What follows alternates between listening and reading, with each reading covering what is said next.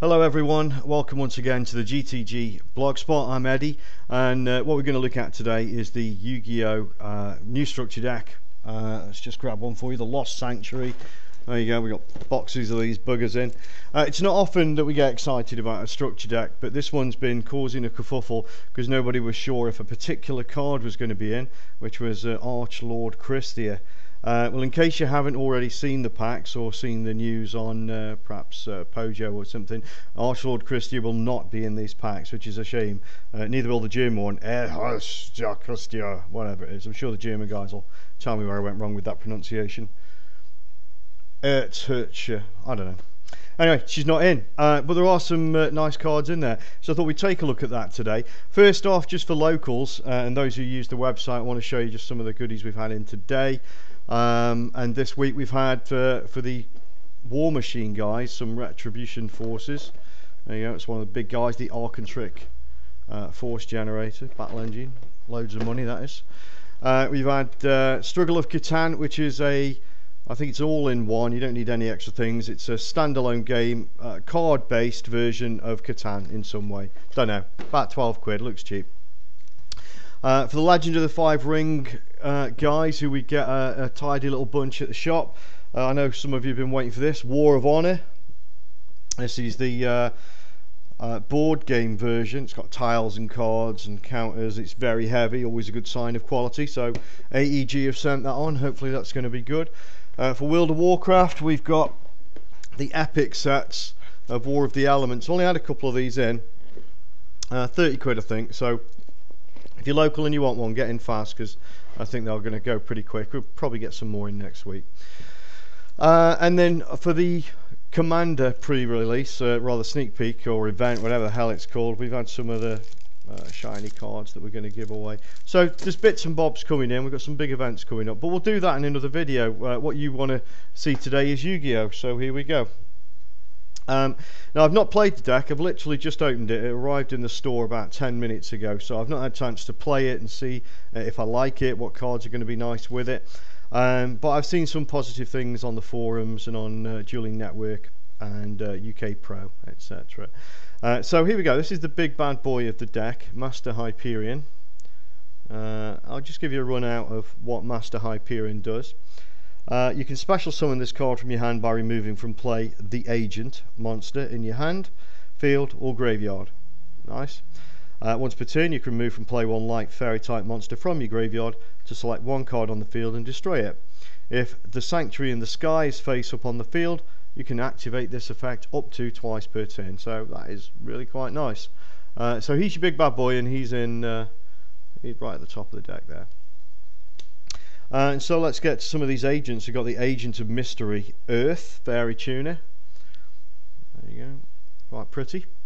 1000 attack, 800 defense. When this card is normal summoned, you can add one the Agent monster from your deck to hand, except the Agent of Mystery, Earth, so not this card. And while the Sanctuary in the Sky is face up on the field, you can add one Master Hyperion from your deck to your hand. Nice. Oh, that's instead, so it's one effect or the other. And then you've got the Agent of Miracles, Jupiter. There you go, Mr. Jupiter. And this flyboy says once per turn you can remove the agent monster from your graveyard, select one face-up light fairy type monster you control. Selected monster gains 800 attack until the end phase. And if Sanctuary on the Sky is face up on the field once per turn, you can discard one fairy type monster to select one of your removed from play light fairy type monsters and special summon it. Nice, not bad. Not bad at all. The Agent of Judgment, Saturn. It's quite a big level guy. There we go. 2400 attack, 0 defense. While your life points are higher than your opponent's, you can tribute this card to inflict damage to your opponent equal to the difference. If you do not control a face-up Sanctuary in the Sky, this effect is not applied. You cannot conduct your battle phase the turn you activate this effect. Agent of Wisdom, Mercury. This is 1700 defense, 0 attack. If you control this face-up card and have no cards in your hand at the end of your opponent's end phase, draw one card from your deck during the next standby phase. There you go. Agent of Creation, Venus. There you go, level 3 guy there. Pay 500 life points to special summon one Mystical Shine Ball from your hand or deck.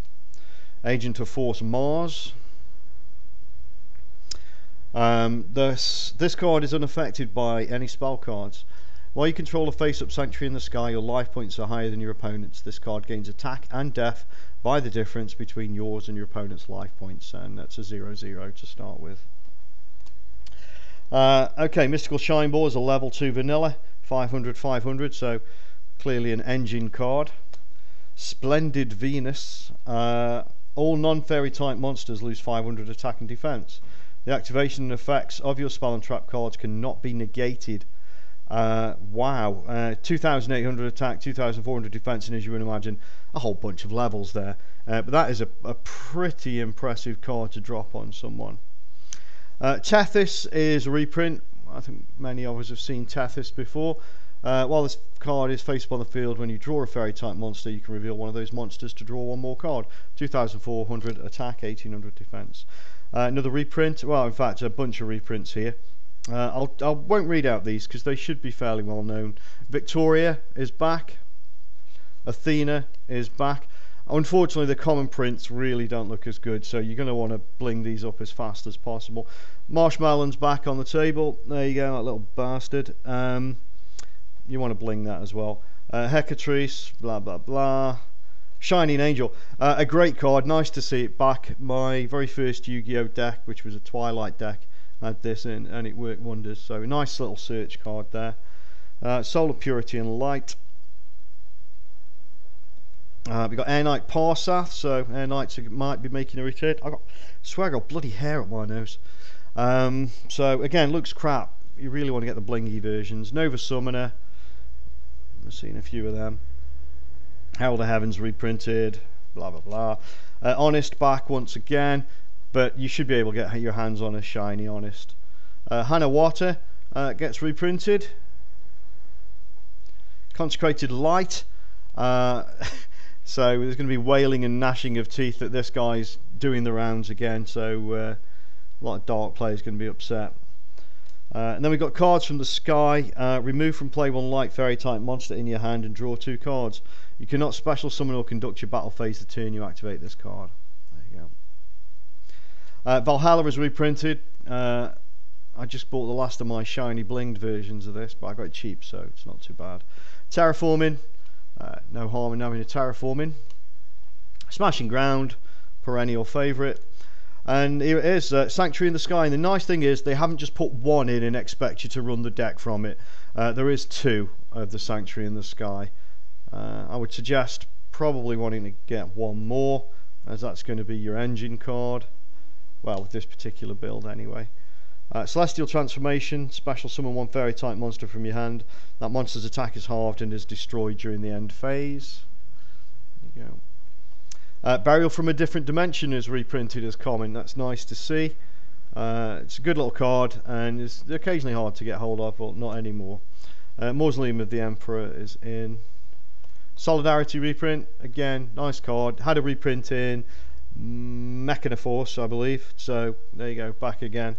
Fountain in the Sky. When a light monster is destroyed by a battle and sent to your graveyard, you can remove that monster from play to gain life points equal to its attack. Divine Punishment.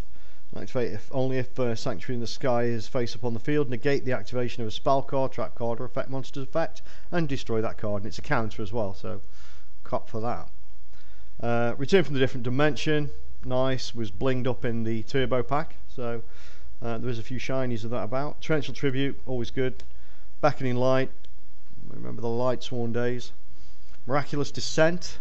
That's this. Select one of your fairy monsters that is removed from play and special summon it. Good. When this card is removed from the field, destroy that monster. So Call of the Haunted for fairies there, out of the remove from play pile. Same again. And then finally, another good reason to buy this deck, especially if you are new to the game, or you've got a million decks and you're forever swapping cards around. Who wouldn't want an extra Solemn Judgment? God says no. So all in all, there's a lot of nice cards in there. I don't know how the structure's going to play, but I'm really looking forward to the weekend to give it a try with some of the guys. I'm sure Will and George and Jamie are going to get involved. On another note, things to come. Hidden Arsenal Special Edition. It seems once again we darlings of Europe have been shafted. We have been thoroughly arse raped and without the use of lubricant. The Americans, bless them, get Hidden Arsenal 1, 2, 3 and 4 plus the Emma's Blade and whatever the hell the other card is. We get 4 packs of Hidden Arsenal 4. That's right, 4 packs of the exact same booster we've probably been buying for the last month and a half.